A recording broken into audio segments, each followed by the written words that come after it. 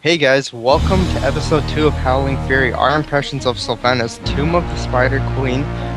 We will also be talking about the role of support, what they do, how it's different from other MOBAs, and finally, Heroes of the Storm has an esport, what it takes for the game to become a competitive esport. Last week we promised our viewers to talk a little bit about Sylvanas and the Tomb of the Spider Queen. Basically our first type of review after 1 week of seeing Sylvanas in the games and trying to play Sylvanas.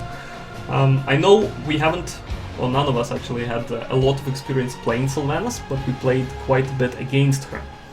So let's share some thoughts on that. What did you see Sylvanas players do? What are they good at? Yeah, I can start. Nathan Go. McCann.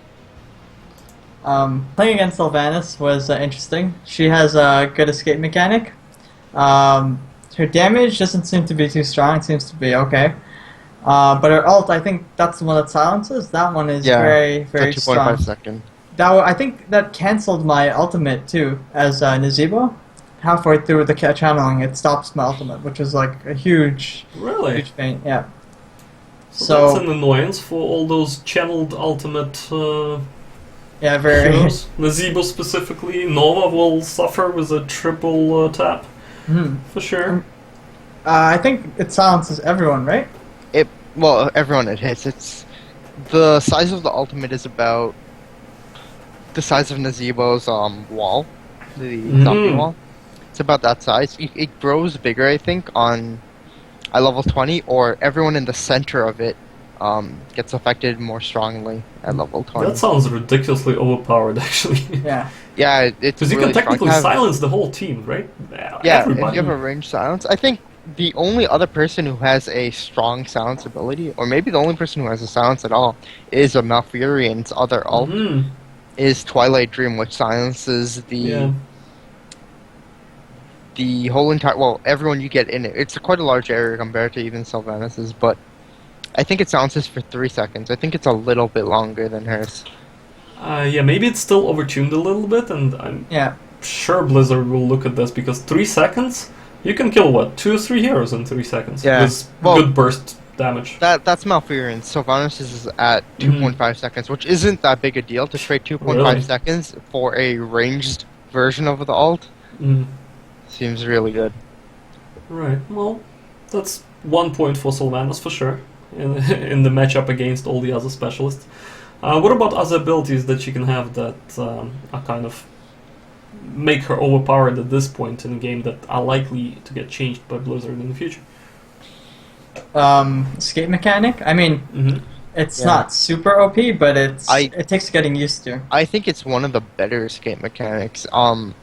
It has a far range, and you can punish people by waiting until they use it and stunning them at the last little stretch of her escape in order to not let her escape at all. But good players will throw it out and press it as soon as they can, because they don't want to be locked out of it. Yeah. And a lot of new players try and stun her right away in order to keep her locked out of it. But if you end up doing that, the ghosts go even further, and then she's able to get it right at the end and go like the full distance of her escape. So it's something you have to get used to, being a new player around her. It depends on the skill level. Yeah, that's also true. There's a lot of players that won't use it right away, and a lot of players that will use it at the exact moment right before you stun them or something. So that seems overpowered. I know in the pre-show we were mentioning all the different things that Envenom does in this particular patch. So let's revisit them again and tell our viewers why Sylvanas and Envenom are very kind of good combination. I don't think Envenom alone has a problem. I think giving it to champions that have a lot of bursts, like Sylvanas with her like multiple Qs, and also the fact that she has blood for blood, it gives her a lot of burst in one sitting. I think another person who has the same or similar problem is Thrall, and they nerfed him because of this. Was he had blood for blood in Venom, and he had his Wind Fury ability, which let him blow up a character. So they kind of had to tone him down a bit. and I think she's gonna get a similar treatment. So all the Sylvanas players out there, get ready. The nerfs are probably coming because that seems ridiculously overpowered, at least at low levels. We know that Envenom doesn't scale well at higher levels, does it? I don't think it's that great. I don't think it falls off too hard. Still use it though. Like, Yeah. not gonna not use it. Helps get the people running away that are really low Off the health. mounts. That too, yeah. It's mostly the combo. Like it's an extra nuke. So if you're trying to play a more damage oriented hero, it'll help. Especially with those people that get away like Sylvanas, it might be the last thing you need. I was watching a few games by organized teams over the weekend, and what I've seen a lot of people do with Envenom specifically, they pick it on 2 heroes, and somehow I think it's not exclusive, so you can have multiple applications of Envenom from different people on one particular target. So this way they both use it on the same opponent and get him down just by virtue of poisons. Essential. So that could be something to look out for. Yeah. It's like a team application of it. It requires coordination. Yeah. I think it might be the case of they want to see more teams invest in strategies like this, where you put multiple people into one thing, and I don't think Envenom has a good enough counter mechanic to it. There's other than healers, and unless they're moving into a more healer-based metagame, it might just seem a little overpowered unless you get 2 healers in. See, since Envenom does its damage over time, and there are currently no effective ways of purging debuffs from players, short of death. Maybe that's something they're looking to introduce. Gives that supports would actually be quite nice. the potential to counter it. I think that honestly would be quite a nice way of dealing with a lot of heroes. Because there's a few heroes. I think Nazeebo's another good one with a very strong dot mechanic built into his character, with his passive dealing quite a lot from that. Yeah, we have a professional Nazeebo player here. So what can you do with him? What, Nazeebo? Yeah, with Nazeebo and his ways of spoiling life for other people. Yeah. Like, do you think it would be absurd to put Envenom on him? He has Envenom.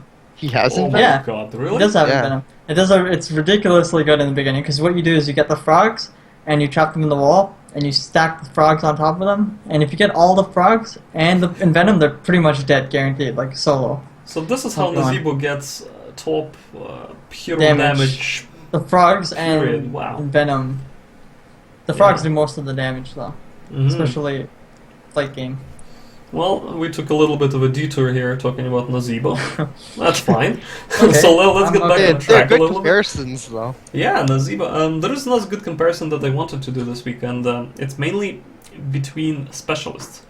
And the comparison will be between the hero that was on sale the past week, Asmodan, who is known to be the king of pushing, and Sylvanas, who is a new hero and still maybe a little bit of a budget. Queen of pushing. There you go. So what do you guys think? If you set them head to head, who wins? I'm gonna have to go with head-to-head Asmodan. He has a lot more bodies to push forward, and that's something that Sylvanas doesn't have. The only way she can get that is through possession, and it's mediocre at best right now. It's not that strong. And Asmodan has a legion that will push with him. And he can also build into being more team fight oriented. So if you're pushing with a team, he's still not horrible, taking Black Pill instead of I don't even remember what his other ult's called. Do you remember? It's like a pit of something, I don't know. But It's the one that calls zombies from the skies. Yeah. Really? Yeah, I don't remember the exact name. What about you, Aaron? Who would you pick in the matchup like that? well, I play Asmodan, and I prefer Asmodan. But I think Asmodan would win. Like, he has a stronger lane push. His trait is really good. His trait, increases all the minions around him. I don't believe it's around him. I believe it's around the Legion leader that the thing that he globally summons. voice. Yeah. And he has that what is it? The beam that does a The ridiculous amount leash. of damage. Yeah, that can take towers on its own. Oh, the beam of death. Yeah, the beam of death. Well, you know, so both of you picked Asmodee, that's very interesting, but I will not let the queen of tower pushing go undefended, and I gotta say that Sylvanas will have one up on Asmodee. Mainly because she is as good as him at pushing towers and lanes and stuff, because she can disable, and just her damage alone will clear lots of the waves. But at the same time, she is a bit more useful in team fights and supporting other lanes, maybe even doing some light ganks. Just generally, she has better movement around them. I think she has a lot better utility than Asmodee. Mm. If you were to put them in a lane versus lane, I think Asmodee just has a stronger presence in the lane.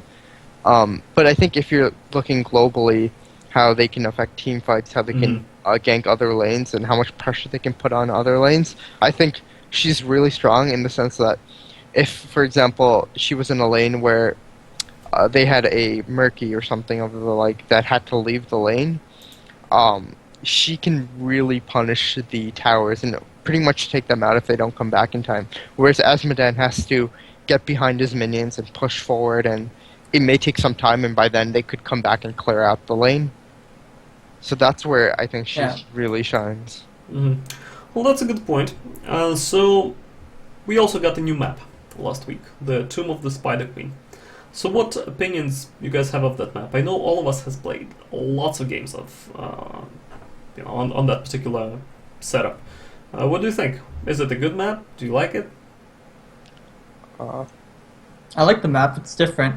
There's no objectives where you you don't really have to coordinate. I mean, you should, because you want to stop the enemy team from collecting too many gems. But you can generally just go off on your own in a pug and kill creeps, gather minerals and turn them in, or gems and turn them in.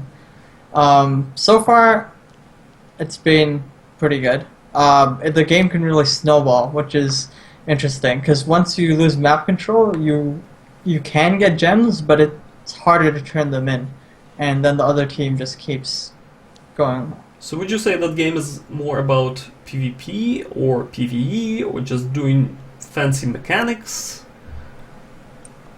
I definitely say it's a more PvP-oriented map because you're kind of pitted against each other in lanes. So while there's a lot of team fights in the map, but besides team fights, you're also fighting over lane dominance against the other lane, and there's a lot of roaming going on to try and sway the lane in either team's favor. So what would you say is the effective strategy for winning on that map?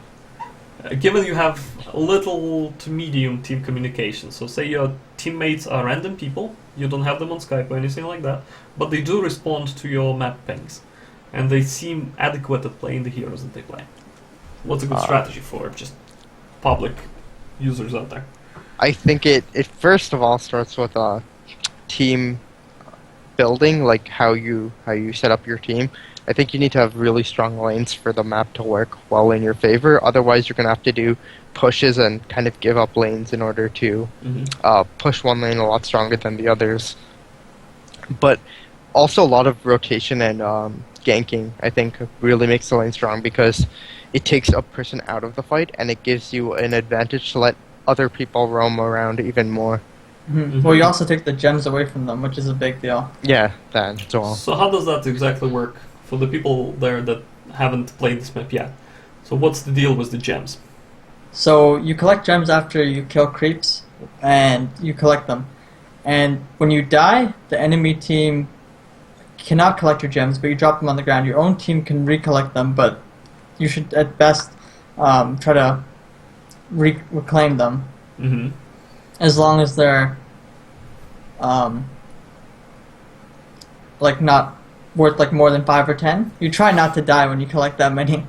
Yeah, you really put yourself in a very targeted position when you have more than 5 or 6 gems, because then the other team tries to deny you, and a lot of the gameplay of the map is centered around the 2 shrines, both between the upper and middle lanes, and the middle and lower lanes. There are 2 shrines where you can turn in your gems, and a lot of the game fights take place around there. So it really involves a good mid, knowing where the other team is and to deny them from turning in, because a single attack or so will cancel the channeling animation for turning in the Right. gems. So what I'm getting out of this, it seems like you need two things on that map. First, you need a strong carrier for the gems that is not easy to kill, probably a tank of sorts, a warrior, that will be able to collect them from the dead hands of the opponents, most likely, and get them to the shrine. And then you need somebody sneaky enough to get behind the enemy lines and deny the turn-ins. So your team is the one that is doing Yeah, it. you definitely need someone slippery or someone who has a long Mhm. range. Tassadar is a good example of both. He can keep throwing his lightning and phase shift out if things get too dangerous for him. He can also hold a lot of gems because he's almost unkillable. He is. I don't think you necessarily need someone. It's not like Blackheart's Bay where you carry the gems for long periods of time. You turn them in quite frequently, Mhm. so, and you want to pick them up as soon as they drop. So you can't wait for your allies who are tankier to come pick them up. So it's kind of whoever can get to them gets to them. So it's a free-for-all mainly. That's why it Yeah. requires little to no team coordination. You just Yeah. pick Yeah, up you and just turn grab in, them and hopefully. you turn them in, and if you can't turn them in, you hope your team's there to zone out the other team. Alright. So at this point we established that there are two shrines, there are 3 lanes, and there are gems that spawn spiders and stuff. What about other things that are on the map? What else is there that's worthy of players' attention? Are there any There's- camps? A hidden gem, and it's not related to gameplay, but there's like a golden beetle at the top of the screen Do tell. that you can click on. I haven't seen won't- that, I'm actually. not going to say what it's going to do because I'll ruin the Yeah, surprise. that's a but spoiler. there's a golden beetle that you can click on. Yeah, That's there's a what's little, up there. little shrine dedicated to Uh-huh. some beetle god that if you click on it a few times, there'll be a little Easter egg. That may or may not connect to the Sky Temple Easter egg. I don't know if you heard about that one. Really? I have, but the viewers out there, probably most of you have. Is that the one that you made me click on one pixel for Yeah. like Yeah. 5 minutes? It's like, I wait, enjoy wait, those. wait for it, there will be something funny. Actually, it was a good Easter egg, so for you lore people out there, look out for the golden gem or something like that, top of the screen you said? Yeah, Beetle. top left. The golden beetle at the top Yeah. of the screen. Find it, click it many times. See, maybe that's Yeah. something that will spark your interest. Alright, so definitely a fun map. Definitely worth checking out, and I think it's better balanced than, say, the Sky Temple. But personally, I have a love-hate relation with Sky Temple. Yeah, So don't same. take my word for that. It could be either really good or really bad, depending on how coordinated your team is. Let's talk a little bit about meta games. And currently, there are a few things happening in the competitive scene. There is a new mode that was released last week, and it's a team versus team kind of cooperative play. So people are paying more attention to team compositions these days. And as I was watching all these different games by just random people in the game or by professional esport players, a lot of the teams are picking at least 1 or 2 supports in their team. So the meta used to be that you basically go with the most damage. You take 2 warriors and 3 assassins, you're good to go. Whichever teams has more of it, it wins. But now it's changing a little bit. So let's talk about specifically supports. What are they? Why are they so important? What do they do that nobody else does? And to help us get into it, let us compare supports to all the other different roles in there. And I say we start with assassins. So for you guys, here's the question basically. What's the difference between supports and assassins? It's an open-ended one. Well, the main difference is the damage dealt between assassins are meant to deal constant, significant damage, and I think there's also the fact that assassins are kind of a weird, all-encompassing term for damage dealers, and I think there are vastly different types of damage dealers in assassins, and a lot of people who are not necessarily in assassin roles that can deal damage. That's an interesting point. What about if we compare supports to warriors specifically? What's the difference? there? warriors are a lot more tanky. They can take a lot more hits. They're meant to be like frontline. They're meant to go initiate a fight. Support should not be frontline. For frontline, you're doing something wrong. I think there are a few supports that can play frontline. Uther being a prime example of a good frontline support. That's true, yes. But So he's rather tanky and he actually relies. Well, he's a melee support, right? Yeah, he's a melee support. So what else would he be if not on the front lines, leading his Well, troops? I think Rhaegar is another example that can be played more defensive as a support, who just sits back and heals and keeps everyone alive and tries not to be targeted down. if you're frontline, you're gonna be targeted down. Well, Rhaegar mostly sits back. He's a melee support as well, but he doesn't necessarily need to be in front. There are people who do play him more aggressively, taking the traits that let him leap forward when he attacks to deal more damage and things like that, and that also works out. So what do supports do? What are some abilities that they have that differs them from even from specialists and tanks and assassins? I know we haven't spoken about I think specialists, but They're more so than any other role. They complement the other heroes really well. So they're strong on their own, but they're significantly stronger when used with other people and in conjunction with a lot of assassins and even warriors. Well, that's definitely an interesting point. But let's look at the abilities they have specifically. So one of them would be healing. Supports do healing, right? When assassins, tanks, and specialists don't. What other things do they do like that? Well, not all supports heal. They do heal, but not primarily. Like Tassadar, for example. He just puts shields on people. Well, I think he's more a form of damage mitigation, which healing is. I think they both fill a similar role.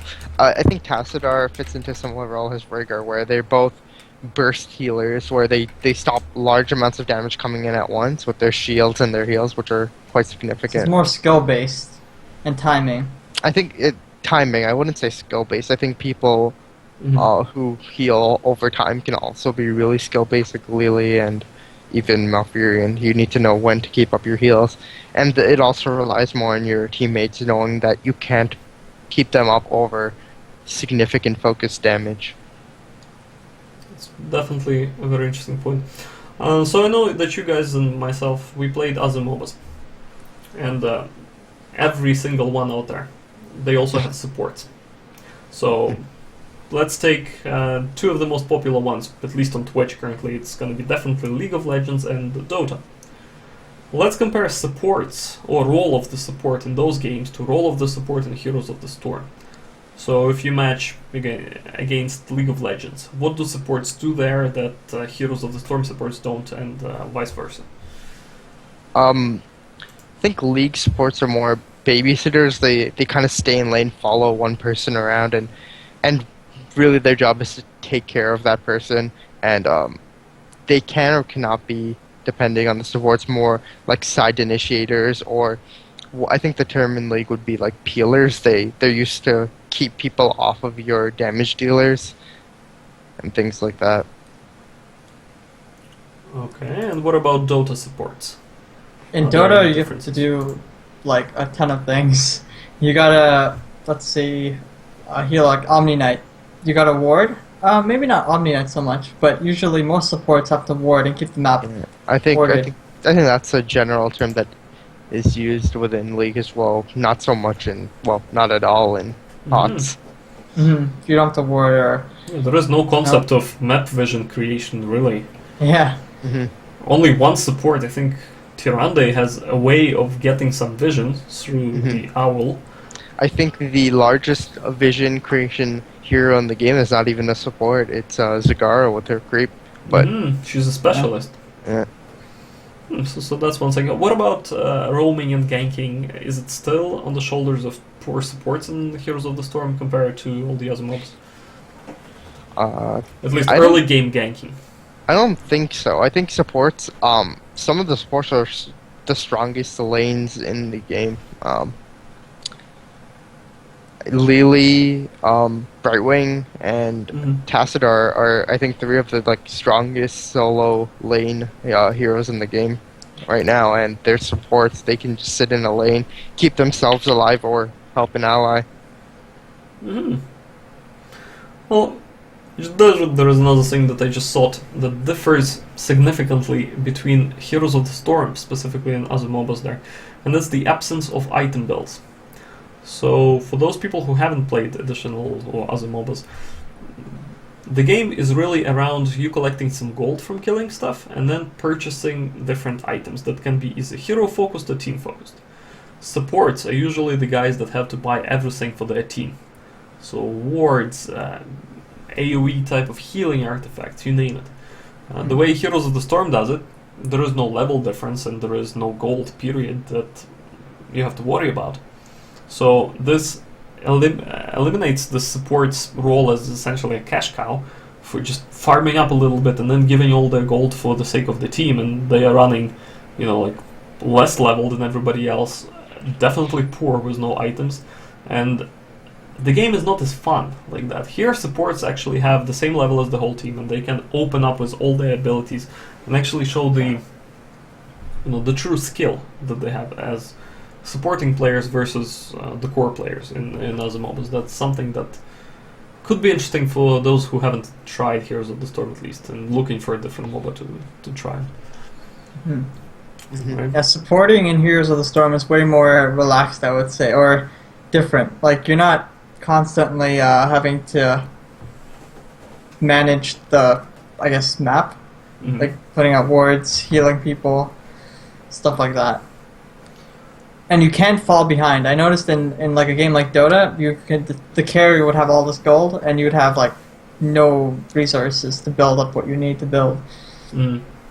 So this creates actually a very bad situation in the sense that, say, your carry dies, right? At that point, the whole team is effectively useless. In Heroes of the Storm, if one of your warriors dies, you could probably still come back to a game. Right, maybe push the lanes up a little bit, do something else, and as a support you can just freely roam and clear siege minion camps or something like that. Can supports actually solo those on most maps? I think there's a few that can. I think it would probably be the similar ones, the Lily, the Brightwing, that are a bit stronger. I don't think they can do bruisers, but they can do siege minions. I think there's a few really strong warriors and assassins that can do the bruisers, though. Right. Well, fair enough. Do you guys have anything else to add about supports? Do we have any questions from the chat about supports? Maybe?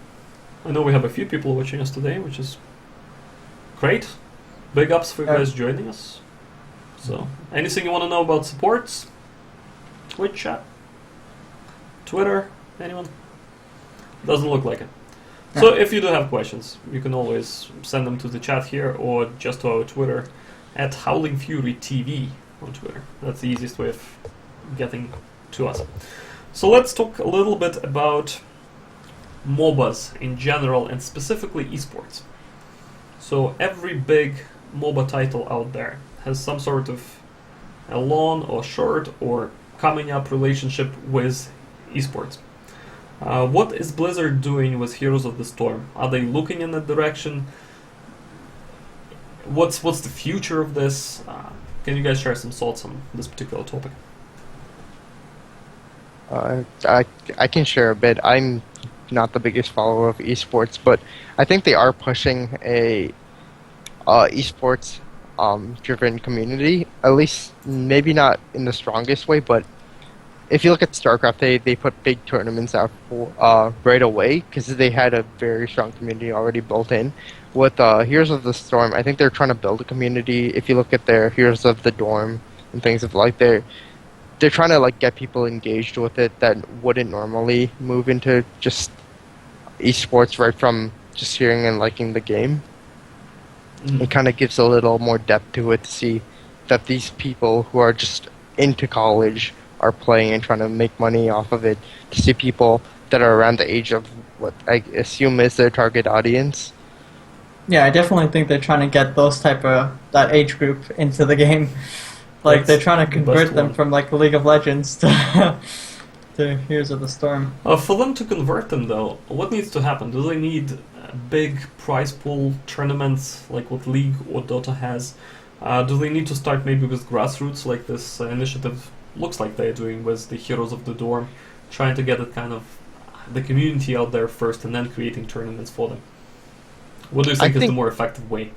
I think if you're trying to build a big community, a great way of starting with things like this, starting with events that people can gravitate to that aren't necessarily into the game already. This might be a big flop or a big success. It depends. It's kind of new in most communities that try and move into esports areas. Just go for big prize pool, like top gaming groups. They don't look for new players to try and get them into the game and to show new talent. They kind of go with the proven old, because most people watch esports. They want to look for the like very skilled high end gameplay where they dictate the meta game and what's good and what's not. And then it kind of trickles down to the rest of the community.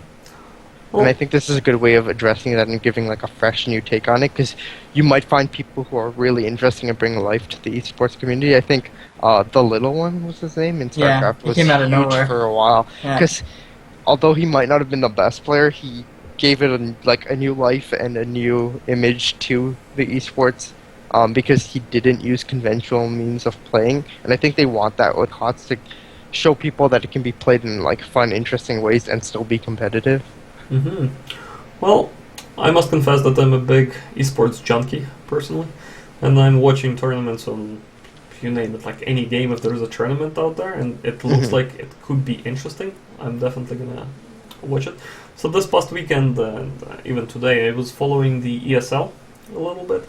And have you guys seen any matches there, or should I tell our viewers why it's cool to watch esports? You go ahead. Perfect. So ESL, what Blizzard did, and I think it's really cool actually.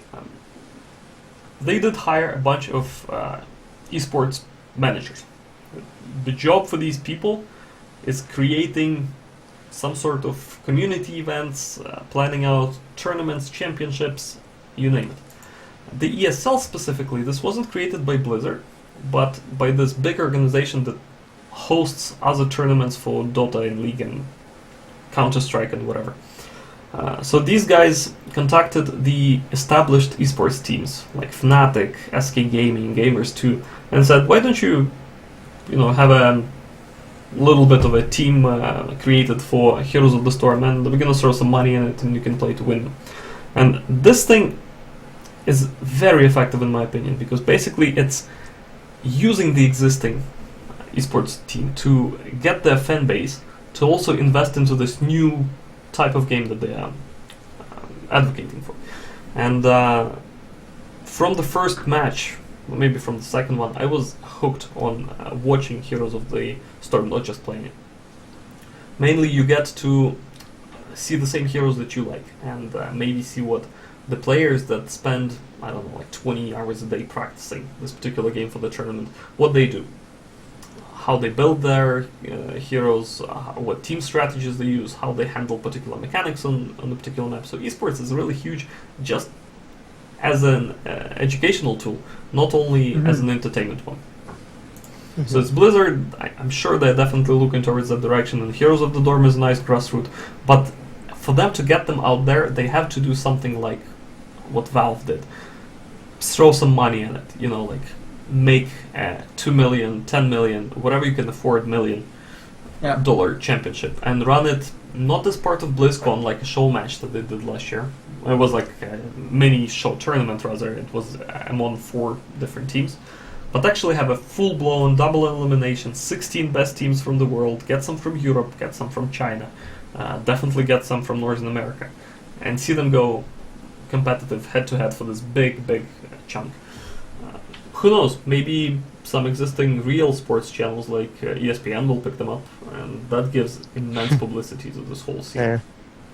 I definitely think that they're going to plan something for BlizzCon this year, though, like some sort of mini tournament, because they always do, like any of their games, they have real prize money, don't they? Like Hearthstone, like last year? I think so, but I don't think those are the big tournaments that people gravitate to. Like, the BlizzCon tournament is a show match. It's a show match. Well, Hearthstone There's was money actually behind it, isn't the it? final of the whole year, wasn't it? Like the Hearthstone tournament. The Yeah, they had $100,000. yeah, they had like a huge amount of players drop in for that, and ended up being what a final like 20 that they brought, Yeah, or so less than that. Final 16, I think. 16, yeah. So let's see. The ball is in Blizzard's court right now. The big tournaments for other MOBAs are coming up. End of summer, there is one that you know of. Yeah.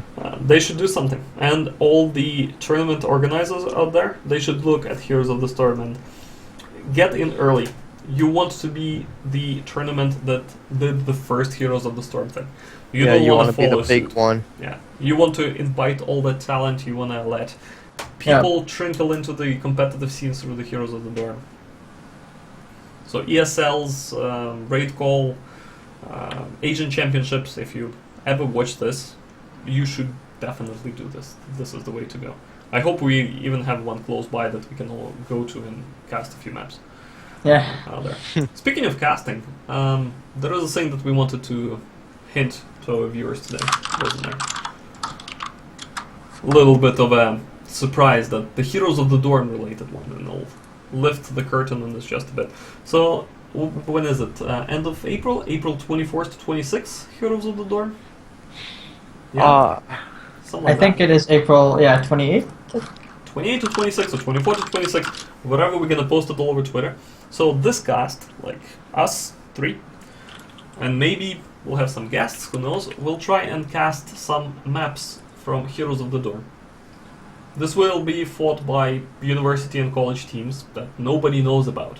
These guys, they're not playing for Fnatic, they're not playing for Gamers 2. You haven't seen them, so this will be fun. Yeah. Definitely, maybe there is some like next big star, and we'll cast every game for you. And if you don't know anything about the game, we'll probably know something about the game by then. Hopefully, right? Come listen to us. Does anybody else have anything to add about esports? Anything? Well, one major thing. Sure. The game has to be good. I mean, I know it's good already from playing it, but it has to be good for people to actually play it. Yeah. To a tournament, you know? Like, Yeah. you know, I think the early. major thing that people were all worried about was how frequently the game's patched. If they don't have any bans, Right. there may be heroes that seem overtuned, like Sylvanas, who just show up in every game because fast strong she is, and then become a first pick and give a significant advantage to the team that doesn't pick her. That's a very good point. So Blizzard, don't patch it too often. I know it's beta and that's why they're doing it, but when it's out and stability is there, Blizzard actually did a really good job with other games, like StarCraft, for instance. That's the point of reference I'm taking. This thing is incredibly stable. They do the same thing to Heroes of the Storm. There shouldn't be any problems. So before we wrap this episode up and before we go away, I know we have a giveaway today. We have, some beta keys? Yeah. We got beta keys. Let's see, how do we distribute them among everybody in the chat? And it's not many people. 5 people. 5 people in the chat. Whoever wants the beta key needs to say something. Who wants a beta key? Heroes of the Storm, free beta key. Answer one simple question, and you get the beta key. What's the question? I don't know.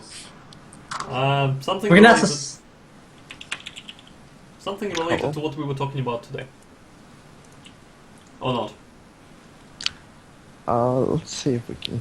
Let's make a tricky question. I had one. What was my question?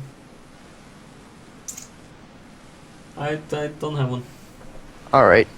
Do you want to do one that's tied to Sylvanas? Why not? This was All right. Sylvanas' first birthday week.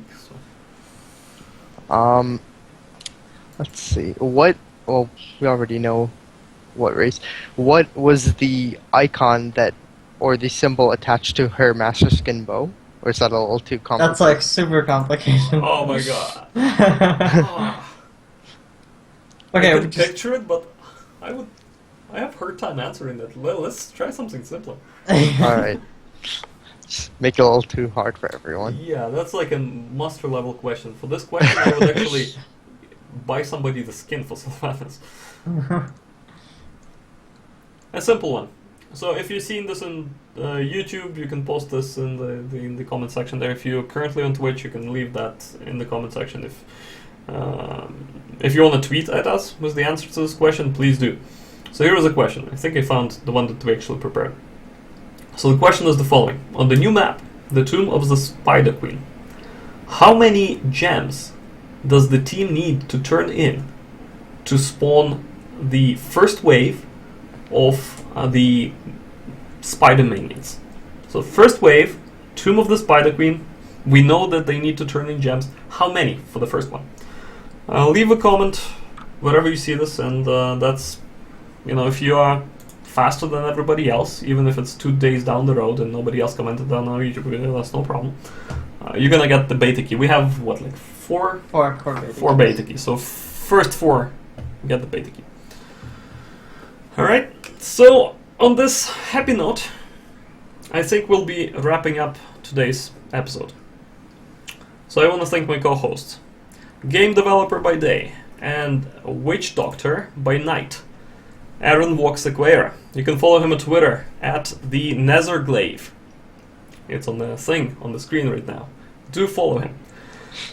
Mr. We Got This Guys, always in control, Nathan HP Sequeira. He just got the Twitter, and I will make my first official attempt at pronouncing his name. And this is the HPOG. Did I get it? HPOG. No one ever will be able to. I don't even know how to Perfect, pronounce so it. on the screen you see the spelling of that, so do follow him. And myself, I'm Max Skeggy and you can follow me at I'm Skeggy. Really simple. For the news about our upcoming episodes and all things related to Heroes of the Storm, make sure to follow Howling Fury at the Howling Fury TV on Twitter and watch us on Twitch, www.twitch.tv Howling Fury TV. We record new episode every Tuesday at 10 p.m. Eastern Standard Time. And this is the live recording. We have giveaways, we have things to talk to you about, so come hang with us and win some prizes and just purely have fun. Favorite us, like us, tell your friends. You can contribute. There is a link below where you can give us, a few bucks for coffee. It won't really go into coffee because every dollar that you donate will go directly into improving the show. We'll get better hardware, better software, all the things, better content, invite some guests. This has been a blast doing this week, and we're gonna see you later. Bye, everybody. Nuclear launch detected.